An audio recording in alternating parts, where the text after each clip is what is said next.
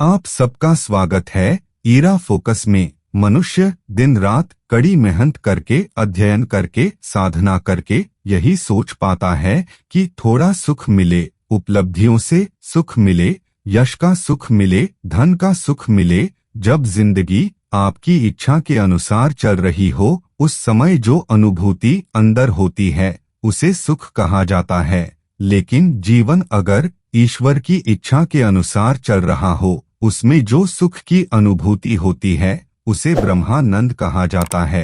जिंदगी दुखों का एक ऐसा नाटक है जिसमें सुख के एपिसोड कभी कभी आते हैं। अनुपात थोड़ा कम ज्यादा हो सकता है, लेकिन सुख और दुख की मन स्थितियां जीवन में सदा साथ साथ चला करती है। आज मैं आपको जो कथा सुनाने जा रहा हूँ वे भारतीय पौराणिक इतिहास की एक ऐसे स्त्री पात्र की कथा है जिसका जीवन प्रारंभ से अंत तक दुखों की एक महागाथा रहा।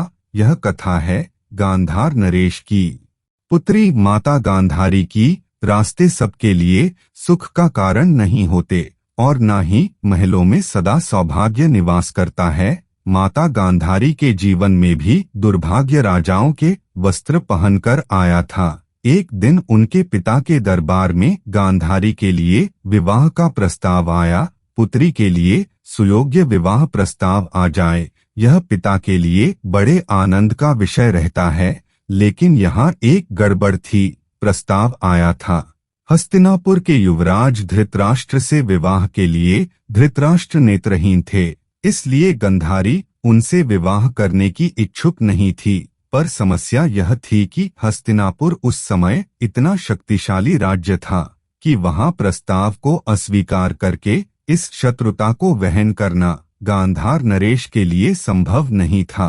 कई बार सुमित्रानंदन संत ने कहा है कि सुख में तू बिल्कुल ना ठहरे, लाख बिठाए तुझ पर पहरे, दुख में तू बिल्कुल रुक जाए, कैसी उल्टी रीत, समय तू जल्दी जल्दी बीत। यह दुख था आने वाले कल का और समय प्रतीक्षा करता था गांधार नरेश के द्वार पर, जहां हस्तिनापुर के साम्राज्य से आया विवाह का प्रस्ताव खड़ा हुआ है।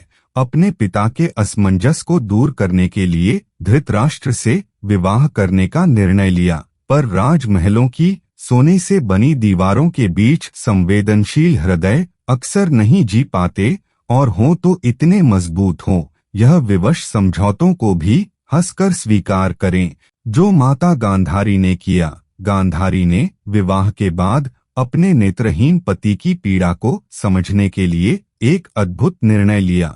उन्होंने स्वयं को भी दृष्टि के सुख से बाहर रखने का फैसला किया। उन्होंने अपनी आंखों पर एक काली पट्टी बांध ली और जीवन के किसी भी प्रकाश के रंग और प्रकाश को अपनी दुर्भाग्य की काली मां से रोक दी। समय के साथ गांधारी के 100 पुत्र हुए, सब पराक्रमी वीर, लेकिन बेहद हठी और अनुशासनहीन दुर्योधन उनका सबसे बड़ा पुत्र था, और उस हट के कारण ही दुनिया की सबसे बड़ी लड़ाई महाभारत रची गई, जिसमें उस असहाय मां के बेटे युद्ध के उन्माद में हर दिन घायल होते रहे, मरते रहे।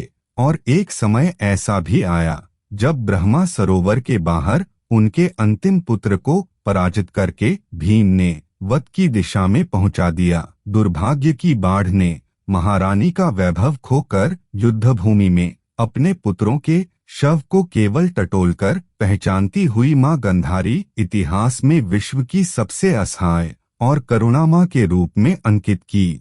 युद्ध के बाद जब मां गांधारी भगवान श्री कृष्ण से मिली तो वे उनसे पूछ बैठी, आप तो ईश्वर हैं, भगवान हैं, आपके रहते हुए विनाश का ऐसा भीषण दृश्य कैसे उपस्थित हुआ?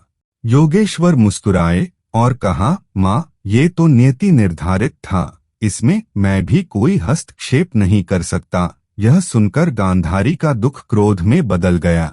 उन्होंने उसी समय भगवान श्री कृष्ण को श्राप दिया कि जिस प्रकार मैं जीते जी अपने पुत्रों और कुल के विनाश को देखने पर मजबूर हूँ, इसी प्रकार तुम्हारी भी यही नियति होगी, तुम्हारे कुल का भी सर्वनाश हो जाएगा। तो यह तो कथा थी। अब समझते हैं इस कथा का सार। दुनिया के हर दुख की कथा का सबसे बड़ा सार उसका दुख है और आपको यह सिखाता है कि दुनिया में दुखी लोगों के साथ कैसा व्यवहार करना चाहिए।